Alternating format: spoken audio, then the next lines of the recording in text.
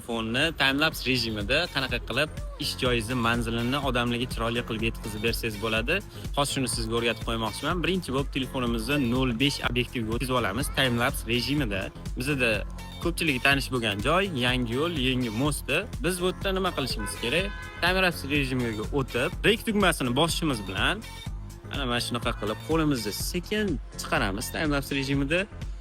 Ana kelgan buni sekin, misol uchun daraxtni mana bu chekkasini ushlab, bundoq qilib kadrni surishim mumkin bo'ladi. Mountga yaqinlashayotganimda ham mana bunaqa ustunlar yordamida bundoq qilib ushlab, xuddi odam itarib chiqib ketayotgandek ko'rsam bo'ladi. Mountni misol uchun bunaqa qilsam bo'ladi, qarang. Qo'limni birinchi tepasiga qo'yib olaman, uchiga telefonimni teskari tomonga buraman. Teskari tomonga buraman-da, keyin qo'limni olib buni telefonni joyiga qaytarib qo'yaman. Mana shunda qimirlagan effekt paydo bo'ladi bizda. Men videoni olib bo'ldim. Endi natijasini ko'rsangiz bo'ladi.